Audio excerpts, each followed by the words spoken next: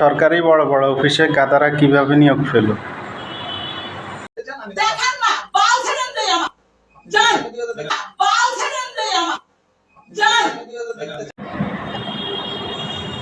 Hello everyone, আসসালামু আলাইকুম।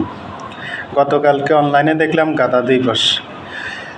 অনলাইনে দেখলাম কোন দেশে কতগুলা গাধা আছে গণনা চলতেছে, কিন্তু আমার তো একটা গল্প মনে পড়লো। বাংলাদেশে বড় অফিসে, সরকারি বড় অফিসে গেলে মনে হয় এত বড় বড় পোস্টে গাধারা কিভাবে চাকরি পেল। তখন একটা গল্প মনে হয়, অনেক কাল আগের কথা। ছিল এক রাজা। রাজার হঠাৎ করে মনে হলো রাজা মাছ শিকার করতে বের হবে। তখন রাজা মন্ত্রিসভার সবাইকে ডাকলো এবং জ্যোতিষীকে জিজ্ঞেস করলো, কালকে কি বৃষ্টি হবে? জ্যোতিষী খুব ভালোভাবে গণনা করে দেখলো কালকে বৃষ্টি হবে না। তখন রাজা দল বল নিয়ে মাছ শিকার করতে রওনা হলো। একটু যাওয়ার পরে দেখলো কৃষক গাধার পিঠে বসে বাড়ি ফিরতেছে। তখন কৃষক রাজাকে দেখে জিজ্ঞেস করলো, রাজামশাই আপনি কোথায় যাচ্ছেন?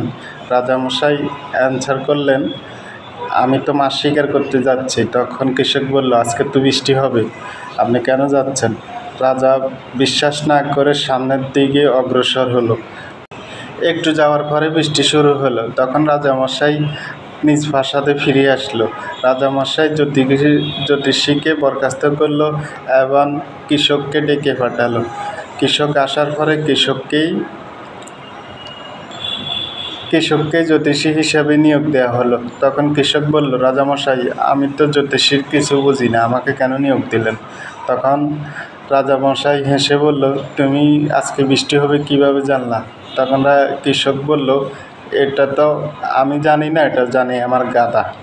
তো রাজামশাই বিস্তারিত শুনতে চাইল। তখন কৃষক বলল, যখন আমার গাধার কান দুটি নিচের দিকে ঝুলে পড়ে তখন আমি বুঝতে পারি বৃষ্টি শুরু হবে।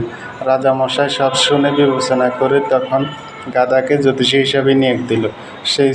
সেই থেকে শুরু সরকারি বড় বড় পোস্টেই গাধাদের আবির্ভাব শুরু হলো।